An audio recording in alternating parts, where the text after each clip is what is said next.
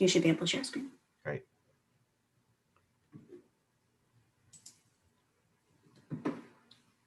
Okay, thanks everybody who's here on Zoom with us. We're just waiting for it to go live on Facebook and then we'll get started.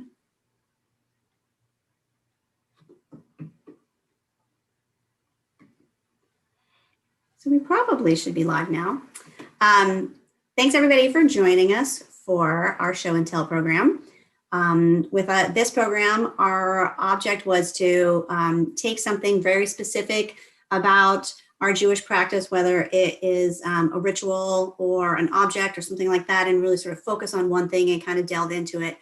So we've done lots of different things, and we're back this week to talk about rabbinic text. So the first thing you think of obviously is the Torah, but there's a lot that follows that. So we want to talk about the who, what, when, where, why, all of those things about rabbinic texts. And so you need an expert, that's a rabbi, and we have Rabbi Morgen with us to do that. So I'm going to turn it over to you. Okay, great. Thanks, Jennifer. So I always like to try and analogize certain elements of Jewish history with what goes on in American history for Americans, us Americans, because we grew up here and we have a better idea often of American history than Jewish history. But if you can make an analogy, then you can say, oh, I see, there's kind of a similar thing happening. So in American history, right, we first we declared our independence from England, but that didn't make us independent. We had to fight a bloody war.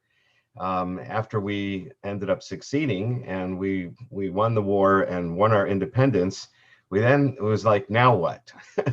Well, now you have to establish independent laws and rules and governing system that's independent from what we had before with a king and a parliament in England.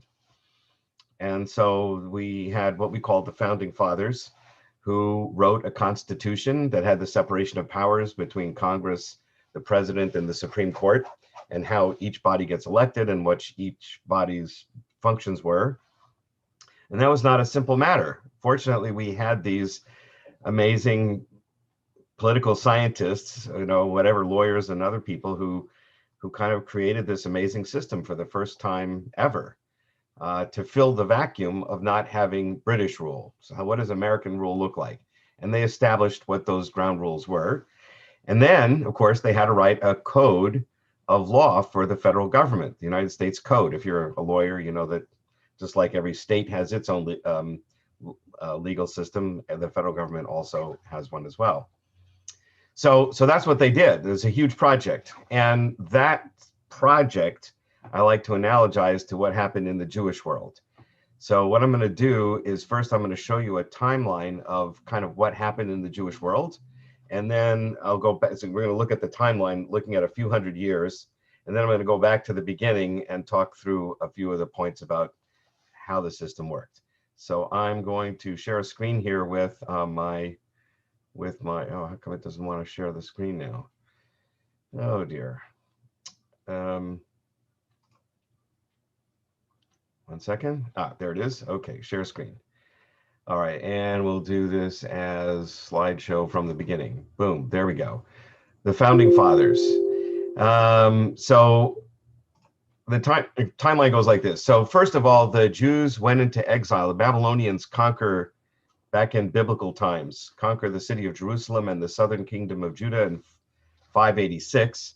They take the captives to Babylonia with them. The prophets of the Bible, like prophet Jeremiah, says, this is not the end of our story. We are going to lose to the Babylonians. We will be taken into captivity, but don't worry, God is with us and we will return from our exile. And who would have guessed 50 years later, about almost exactly 50 years later, Cyrus of Persia conquers the Babylonian Empire, and Cyrus tells the Jews to return home, just like the prophet said. Not only I want you to go home, I want you to rebuild your country, I'm going to help you, I'm going to pay to help you rebuild your temple in Jerusalem. It's an unbelievable story. So we did. And the second temple is being built in 520 to 515. The prophet Zechariah is one of the prophets of that time, one of the last prophets in the Bible. We read his story on Hanukkah because we're rededicating the temple, and he talked about dedicating the second temple back then. And then about 100 years later, Ezra the Scribe comes back. Not everybody came back all at once from Persia and Babylonia in the east. Ezra the Scribe comes back from the east, and he's a scribe. He's the master of our traditions, and he brings with him the Torah scroll with the 5 books of Moses in scroll, and he reads it before the people, and he says, "This is our story," and everybody agrees. That's in 548 or so. And then Alexander the Great conquers the world in about 10 years, and then he dies at the age of 33 or something like that. His kingdom is divided into different parts. One part is the Ptolemies who rule in Egypt from Alexandria. Another part rules from Syria in Antioch. Those are the Seleucids. So you have the Ptolemies and the Seleucids, and Israel is right between Syria and Egypt. So we are a football between the two of them. And sometimes we're under the Egyptian Greek rule and sometimes under the Syrian Greek rule. And the story of Hanukkah, which I mentioned before, is the Maccabean Revolt against the Syrians. That happened in 167 to 142. It only took us 3 years to recapture the temple. So by 165, 164, we had recaptured the temple and rededicated it. And that was the story of Hanukkah. But then we had to fight another, 20 years really, until we finally fully were independent from the Syrians. But then comes the Roman Empire in 63, and they conquer Israel, and so now we're under Roman rule. So Hillel and Shammai, who I'll come back to later, are one of the first pair of scholars and sages that we look to for authority, and they're living in this early time period just before Jesus, right? If the year 1 is the year that Jesus was born, Hillel and Shammai live roughly in that time period. 138 to 4, that might be 4 CE, 4 of the Common Era. So, but somewhere in that early period there. We then fight a bloody war against Rome, thinking we're going to get independent of Rome the way we did from the Greeks between the years 66 and 73. Unfortunately, in the year 70, the temple is destroyed, Jerusalem falls, and you all know the story that Masada fell, that fortress in the desert that took 3 more years for the Romans to capture. And now the Jews are basically in a similar position, or a parallel kind of position to what the Americans were. We didn't get our independence. We lost our war for independence, but it's a disaster. And the question now is, again, what do we do now? So in American story, we get our independence. What do we do now? We have to create a system of government. Here, we lost our independence. What do we do now? We're still going to create a system of government. And so in jump the rabbis to do that. So that process of rabbinic goes on. This is a little bit of a later timeline. You may have heard of Rabbi Akiba. He lives during this time frame. The second revolt against Rome is the Barakah Revolt. Again, we lose. And then what I'm going to get back to later is the Mishnah. That's sort of like the original United States Code for the Jews. The Mishnah is sort of the code of Jewish law that's developed by these rabbis. And it's developed around the year 217. It's finally put together. This is just for reference. Christianity becomes the official religion of the Roman Empire in 323. The Mishnah is then studied as the main text of study in the academies. And it's studied both in Israel and back east, in the superpower back east, what we still call Babylon, even though the Babylonian Empire is long gone. And so in the academies in Jerusalem, in Israel, the commentary on the Mishnah is called the Jerusalem Talmud, and back east in the Jewish communities back east, the powerful community there, they study the Mishnah for about another 150 years afterwards and complete the Babylonian Talmud. So that's the rough outline of the history. So let's go back and talk about these people. Can you see Hillel and Shammai at the top of the page? Okay. So Hillel and Shammai, as I said, are the first 2 kind of major figures in this project. And they developed their own schools of thought, sort of like, again, if I analogize to America, they're like Republicans and Democrats. The analogy is not perfect, so don't freak out. But Hillel generally is a more liberal interpreter of the law. He's more compassionate, sympathetic, understanding, tries to make it easier to follow the rules and procedures. Shammai is a more is not as friendly a character. He's more strict in his interpretations, and Hillel gains more students, and therefore he gains more votes in what was the Congress, which at that time was called the Sanhedrin. So he has more votes in the Sanhedrin, and almost always the school of Hillel, when they vote, the school of Hillel wins, and the law follows Hillel and not Shammai. Hillel's son was Gamliel the elder. I just threw him in there, just so you know. And then Gamliel had a son named Shimon. So Shimon, the son of Gamliel, Shimon ben Gamliel, is a third generation here. And the more famous person at that time is Yochanan ben Zakkai. He is the one who, if you know the story, the Romans are laying siege to the city of Jerusalem. They're going to destroy it. And Yochanan ben Zakkai realizes we're going to lose. And so he and his students conspire to escape the city. He pretends to be dead. They carry his body out of the city for burial. And once they get out of the city, he jumps off the funeral procession, and they escape. And he reconstitutes the scholars in a little town called Yavne. So he's like a major player. He had 5 major students at the time. 2 of them were Eliezer ben Hyrcanus and Yehoshua ben Hananiah.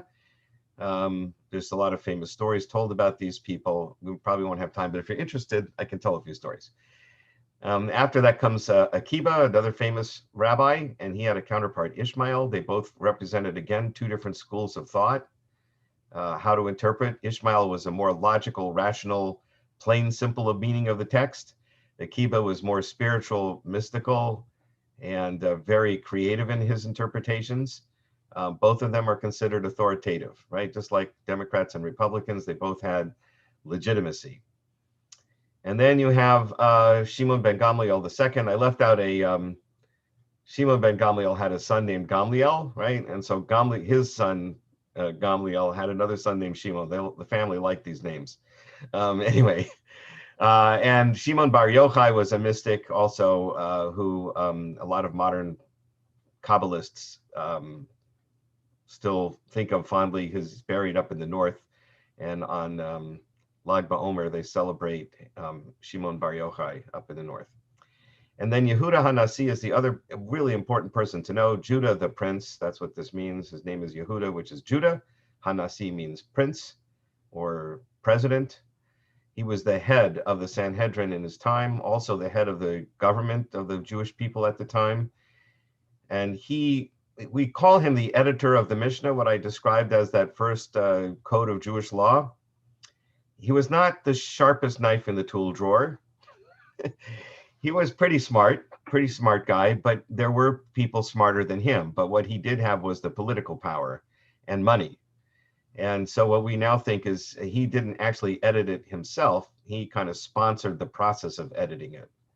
Anyway, it gets finished, as I said, around 216 or whatever that date was in the calendar. Then it becomes the text that's studied, and back east in Babylonia, which is the major academy now. Israel is now, the community in Israel is starting to go downhill, but the community back in Babylonia is rising in power. And there are 2 different centers of study. One is in Sura and one is in Nahardia. And the head of each academy here is Rav. His actual name was Abba Aricha, but he was just called the rabbi because he was so famous.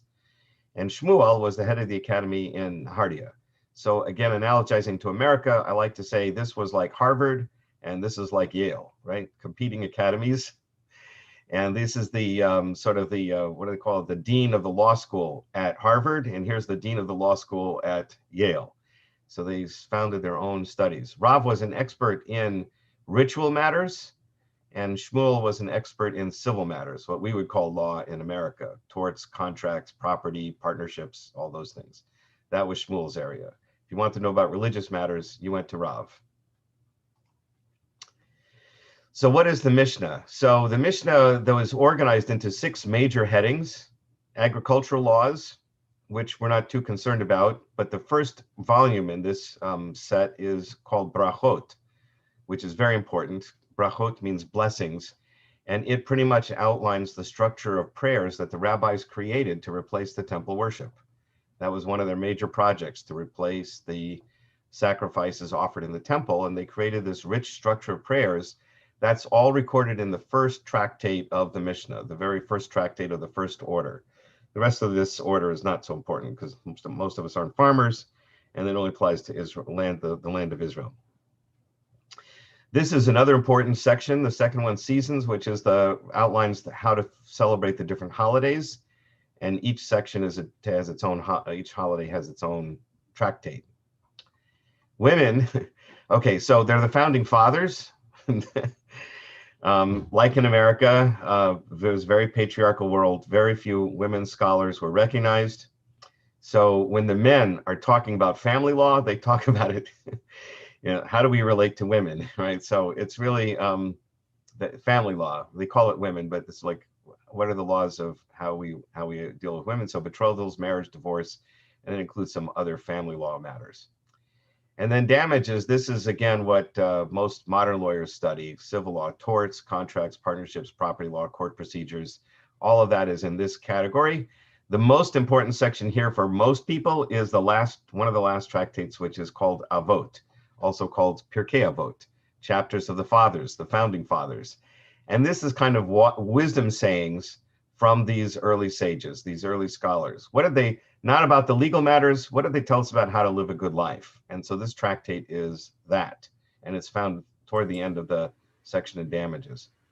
Why does it belong in that section? Yeah, that's a really good question.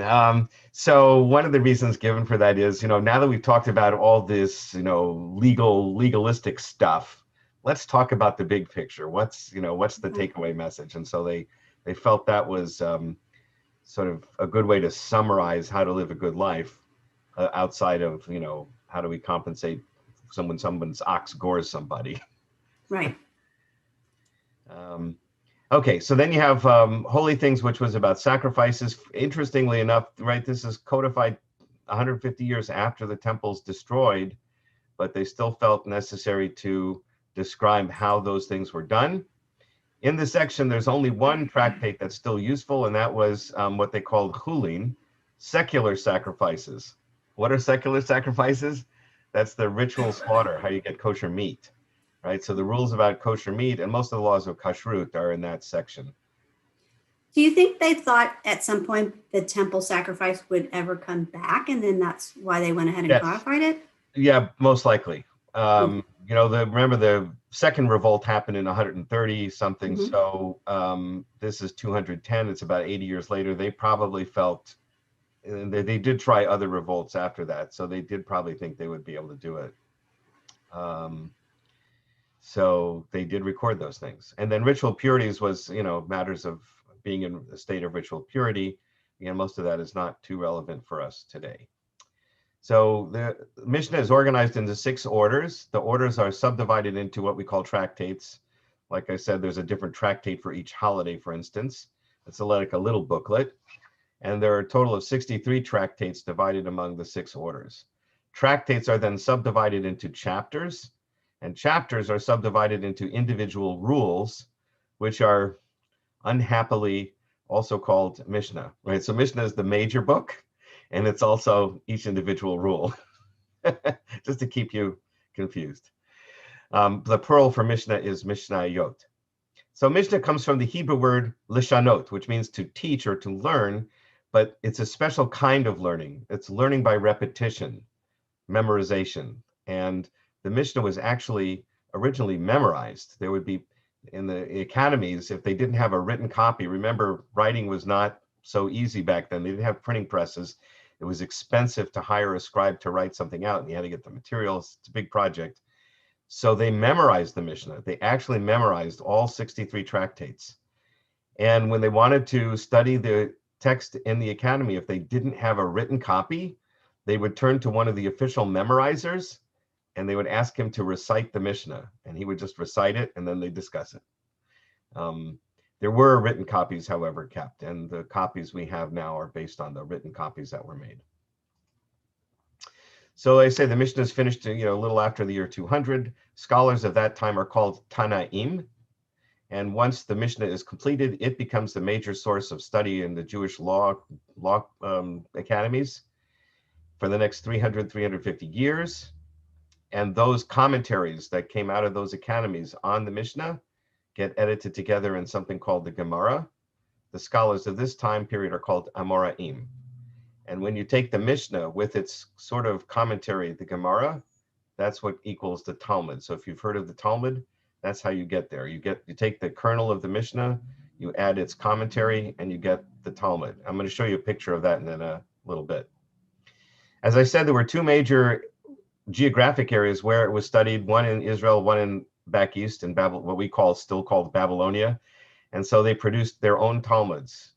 Jerusalem in Israel about 450, and then Babylonia 550. After about 450, the community in Israel really declines economically and suffers a lot. The Babylonian community continues to be very powerful for several hundred more years.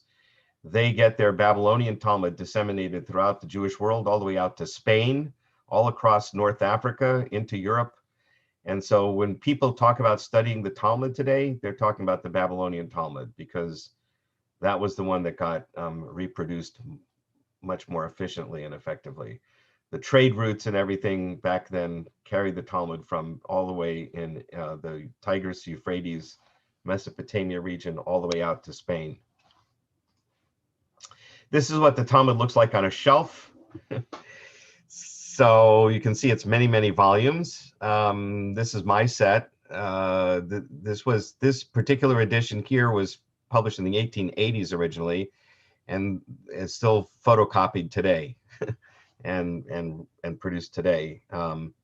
So this is the one, it's about 23 volumes long, and it was translated into English in the 60s by the Sonsino Publishing Press, and this is the English translation of it. Of course, many more people are familiar today with Steinsaltz's English translation and commentary, which is much larger than this and more expensive. So that's that. Okay, this is what a page of the Talmud looks like. So initially, you had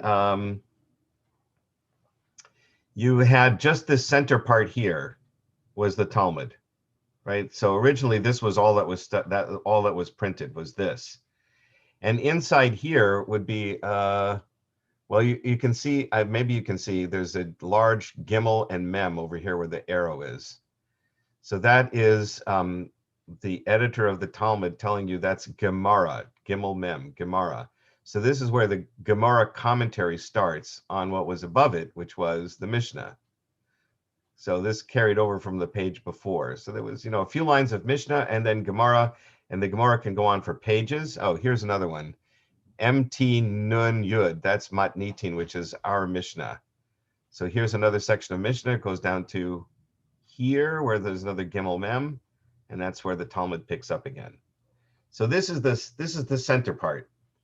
On the binding side, right, a book opens up two ways like this. So on the binding side, the commentary that's always at the edge of the binding, that's always Rashi. He was a commentator from France in the 12th century. He grew wine for a living, grew grapes and made wine for a living. And then his grandchildren developed a school of thought called Tosafot, and that's on the other side of the Talmud. And then there's a bunch of indexes and other commentaries in the margins here. And then in a standard Talmud commentary, there's also commentaries in the back of the book, additional commentaries at the back. These are just the ones on the page. So here you can see number 3. This column here is a cross-reference to parallel Talmud sources. Sometimes a conversation will appear in several places in the Talmud. Somebody went through and marked every time that commentary appears somewhere else in the Talmud. This is a cross-reference to codes, the later codes of Jewish law. That's up here. The tractate name is over here. The page number is over here. And that's pretty much it. There's also, yeah, all right, that's enough, I guess. That's what a page looks like. All right, any questions so far before I get to the next part? Not yet. Okay. Keep going. Okay, so so in addition to the Mishnah, the rabbi which was kind of describe how to live a good Jewish life without the temple being the focus of our world. How do you celebrate the holidays? How do you conduct your business? How do you live a spiritual life? How do you pray? All those different rules that they worked out. They kind of made a legal system. They also did a separate thing of studying the Bible itself, and they sort of identified 4 different ways, 4 different levels of interpretation of the Talmud, of the Bible. The Peshat, which is the simple, plain meaning of the text. What does it mean, right? That's what we would call today exegesis. And so note the letter P. Remez means a hint, something that's not explicit in the text, but it's kind of hinted by the text. And if you look closely, you can figure out what it means. Then Darash, with D, is something demanded by the text, something that's left out or unclear or confusing and requires an interpretation. It's usually based on a grammatical problem, a textual problem, something's left out of a story, there's some other confusing question, and the rabbis want to teach something. This is my assumption. Rabbis of back then were similar to rabbis today. They want to make the way of life relevant to the people who they're teaching. And so what they want to do is teach you something that's relevant to your life, but then they find something in the text that's unusual and they say, oh, here, this hints at this point I want to make to you. And that is called a drash or a midrash, this kind of commentary on the Bible. And then Sod is the secret mystical interpretation, which gave rise to Jewish mysticism or Kabbalah. So if you take the initial letter of each of these 4 levels, P-R-D-S, you get Pardes, which means orchard or paradise, right? So just kind of a clever things the rabbis did there. So there's 2 kinds of biblical texts, particularly in the 5 books of Moses. One is narrative stories, and stories are called Agadah, to tell. And so the midrash that's on the stories is called Midrash Agadah. And then there's legal passages of the Torah, which is halacha. Halacha means the way, but it means the way to live life, so the law. And the commentaries on the legal aspects of Torah are called Midrash Halacha. I give us an example here. A man, his mother and father, y'all shall revere. I love to do it in Texan. So this is from Leviticus. And I did the y'all in Texan so you can see the grammatical problem. It's a man, y'all, right? So we're changing from 3rd person singular to 2nd person plural. That's a problem. Why did the text do that? So the rabbis jumped in and said, oh, well, that's to teach you that not only should a man revere his mother and father, but y'all implies women also. So girls also have to revere their parents. Right? But there's something they obviously wanted to say, and they found a way to say it by pointing out this strange grammar problem in the text. And then there's various collections of midrash. So that's kind of where I wanted to leave that. And now we can take questions if you have questions about I should there's another piece of this as well. Why is this important to us? So if there's no questions, I'll talk about that. Oh, you're muted. Thank you. That was my next question. Was we've talked about the history and how it came to that point, and so we skip a long way until today. So right. So is there anything in between? That's one question. And then what do we do with it today? Yes. Okay. So first of all, it's really important because a lot of people who don't study these things, don't know about these things, will read the Bible and assume that Jews follow the Bible literally, and we don't. We practically never have, but we certainly don't today. So I'll give you 2 quick examples. In several places in the Bible, it says, if you poke out somebody's eye, or you cut off somebody's hand, or you knock out their tooth, it's eye for eye, hand for hand, tooth for tooth. And you would think from reading that means if you poke out somebody's eye, they get to poke your eye out. And if you cut off their hand, they cut off your hand. Well, in the year 2000 years ago, the rabbis were saying, no way. And they just wrote in the Mishnah, it just says in the Mishnah, in the code of law, it just says, when you injure somebody, you pay money to compensate for the loss.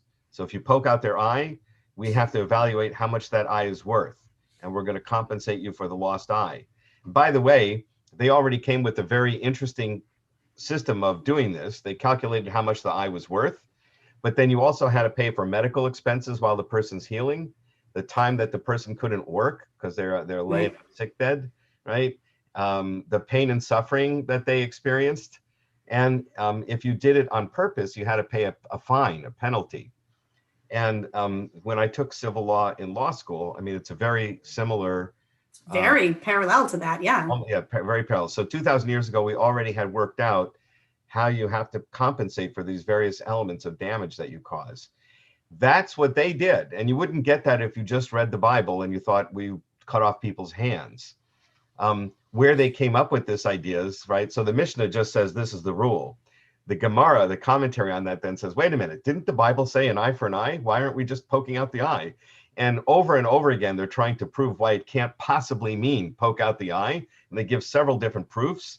And the person keeps coming back and saying, yeah, but it says an eye for an eye, right? So clearly there's this idea that you guys made this up, but they insist that this is the law. They give their reasons for why it's the law, and it is the law. Like the Supreme Court, once they rule, that's the ruling. And so we follow those rules.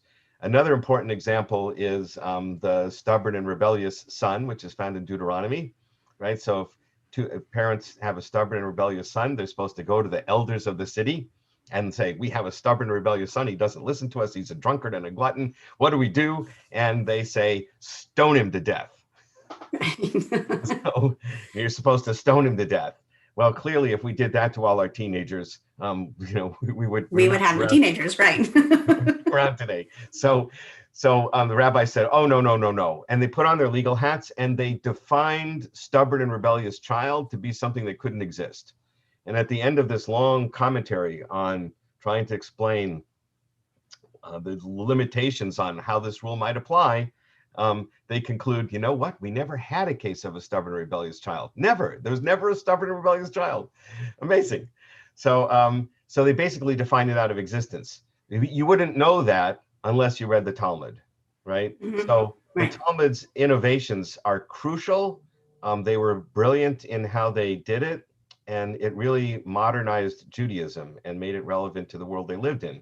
Now, our movement, the conservative movement, says this process had always gone on and continues to go on, and that particularly in today's world with the internet and electricity and all these other modern innovations, if we tried to stick to a rigid interpretation of even what the Talmud said, it wouldn't be as relevant to the world we live in today. Mm-hmm. So we said this process has to continue. We want to continue to connect to our past, but interpret it in a way that fits the world that we live in today. Right. Into the modern world. That makes sense. So I have one question where somebody asks, why do some people say that the oral law came from Sinai? Oh, yeah. Well, so first of all, the Talmud indicates, says that a few times, right? Yeah. So, yeah. But if you read it, modern scholars who study the Talmud would tell you that if you look at it, you can see that they knew that they were being innovative. So why do they say it? Well, it's, I don't want to get too political here, but we have a very similar issue in America today, right? You have Supreme Court justices who believe they are originalists, who believe they want to know, what did Thomas Jefferson think when he was writing this?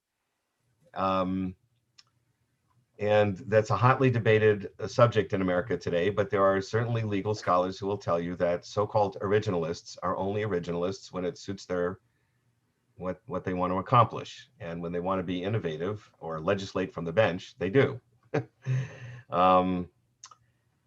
And that, but for whatever, that process existed in the Jewish tradition also. And so the rabbis wanted that authority of it coming from Moses at Sinai.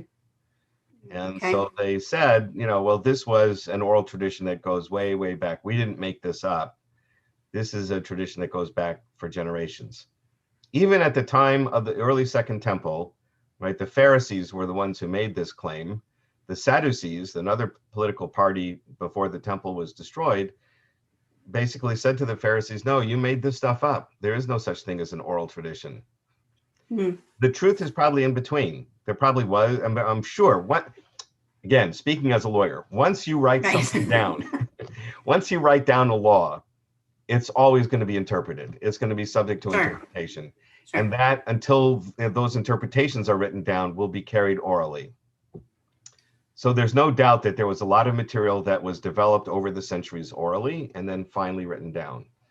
How Mhm. much was later and how much was earlier was no way to know. Right. Okay. Interesting. Yeah. So something my kids always ask about, any of these kinds of things is, well, all of this was written a very long time ago, but what about the conversation that's happening now? Will there ever be a continuation of those things? Right. Of the story, of the law, of it being codified? Like, is there more to come, or Right. is that it? Right. No. So in the 1950s, and I'll bring it up to the 2020s, but in the 1950s, 70 years ago or so. Well, that's still recent in that's pretty terms recent. of what we're talking about. Right. So there were a number of innovations that happened in the world. The car was invented in the early 1900s, and when cars got more efficient and we were able to drive faster and we had street lights, whatever, that allowed people to build bigger cities. A city was limited in size to how far you could walk or ride on a horse. Right. Right. And once you have a car that can go much farther, much faster, cities can be bigger. People come from the outskirts and drive in within an hour and from a long distance away. So cities start to grow. And then there's freeways, which make them grow even more. And as a result of that, people didn't live next door to their synagogues anymore. Right. Now it's much more spread out. So in the 1950s, our movement said, people are driving, our members are driving to the store, they're driving to the movie theater, they're driving everywhere, but they're not driving to the synagogue because we're telling them they can't drive on the Sabbath. Right. Because the internal combustion engine uses a fire and you're not supposed to light a fire on the Sabbath. And this doesn't make any sense. We're not stopping them from going to the store. They're doing that anyway. We need to find a way to permit that, give a permission for them to come to synagogue because we want them to celebrate the Sabbath. So they wrote an opinion, which some people still consider controversial, that said you can drive to synagogue on the Sabbath because we want you here. It's more important to be in a community than to worry about whether the car is lighting a fire. So that was a huge innovation. And similarly with electricity, when electricity is invented, the question was, is electricity like fire? And our movement said it isn't, so we can use electricity on the Sabbath. So that's huge, right? That relates to the world we live in. Now, the 2020s with this COVID virus, our law committee, or our sort of Supreme Court, or not exactly, but sort of a think tank, I guess would be a better way to put it. We have a conservative movement think tank of some of our best scholars. And they're now confronted with, how do you have services when you can't be in the building, right? Can you do Zoom minions? And they said yes, right? If you can get 10 people on the screen, that counts as a minion for now, because what else are we going to do, right? We want to pray in a minion, but we can't do it in person in some places. So a Zoom minion counts, or you can live stream the service. Since we're already using electricity, let's have a minion in the building like Beth Yeshurun's doing, where we can do everything and live stream it for people at home. And when they say amen to the blessings, they're participating in the service. So that's an innovation that just came about now. Right. So I guess we don't always, even though we're having those conversations, we don't always think of those things as in the same terms of, making law, but it's the evolution right. of that. Right. Yeah. Often, right. Evolution is sort of gradual over time. And so you often don't notice the changes as they're happening, right? Because it just evolves that way. Mm-hmm. Right. And I guess that's a really good point to make. It's not a revolution. We're not like overturning the whole thing and starting from scratch. Right. The way it's just small adaptations to meet the modern world. Exactly right. So as one of my professors said, you want to write the next volume in the series. You don't want to throw the series out and start over. Right. That makes sense. Right. Interesting. Okay. If there's anyone on the Zoom who has any questions, you're welcome to ask. I don't have any more questions from Facebook, so I'll talk for a second. But if you've got any more questions, you're welcome to ask. Thank you. This was really cool and really interesting, and really interesting to put. I liked seeing that in historical context, how all of these things evolved. I don't know that I've seen it quite that way before. So that's really interesting. That's really important for us to remember the historical context of everything. How do you get on? Pardon? I can't. You're on. We can hear you. Okay, I'm Nini, which is Joan Lupaloff. Oh, hi, Joan. Hey there, Rabbi. Okay, I've been trying to get on and I didn't realize I was on mute, and I'm not sometimes technically, or I am technically Joan. My question is, in everything that you spoke about from the very beginning, you never mentioned anything or any female that participated in any of this.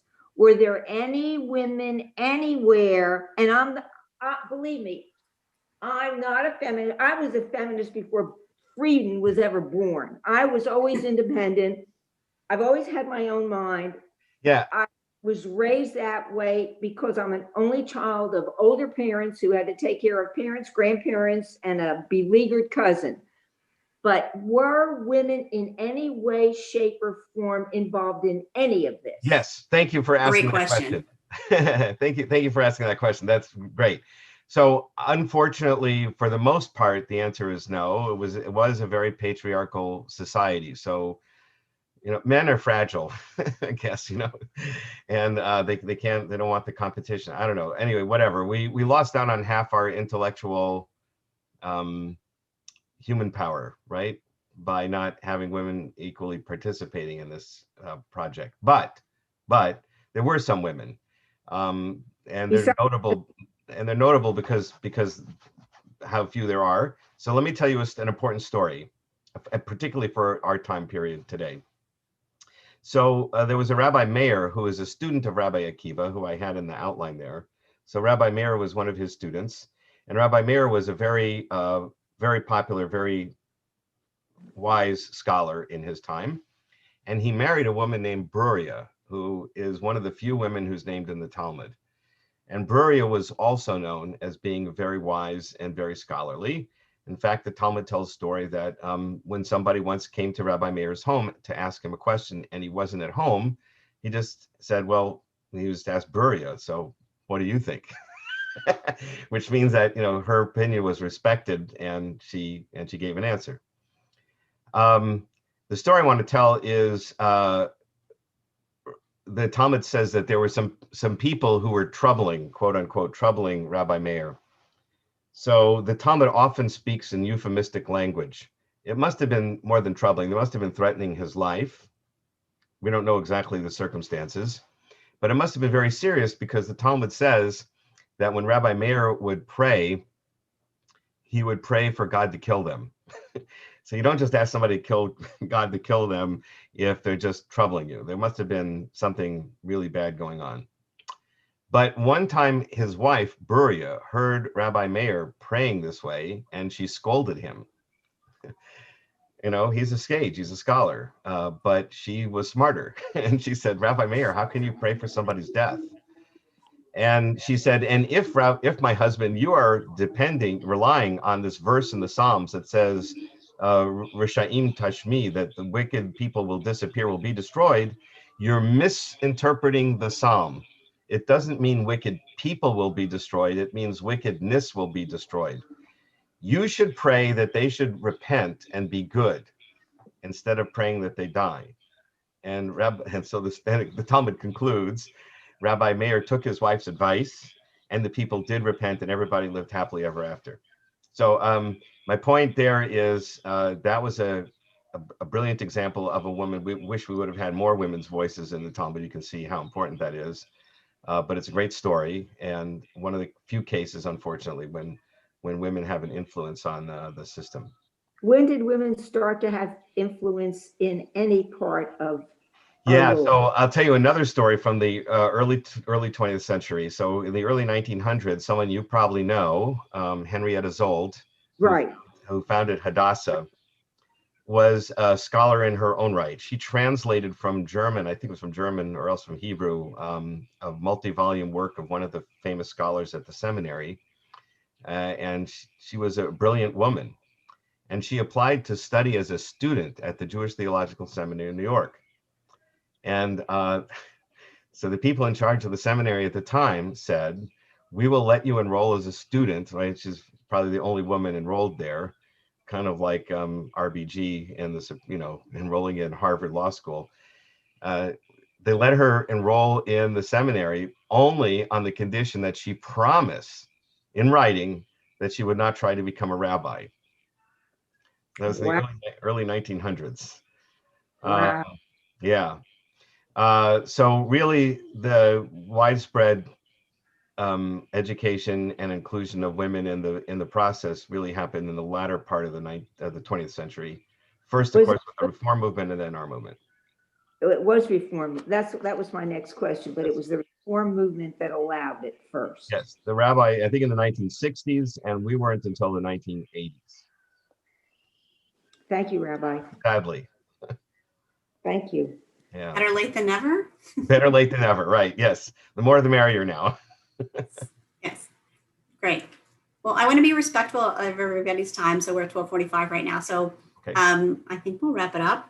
But this was a great overview and lots of details. And so thank you very much, Rabbi. I really appreciate it. Thank you. We will be back in 2 weeks for the next show and tell. And we're actually going to have a 2-part series that we're going to do on the mikvah.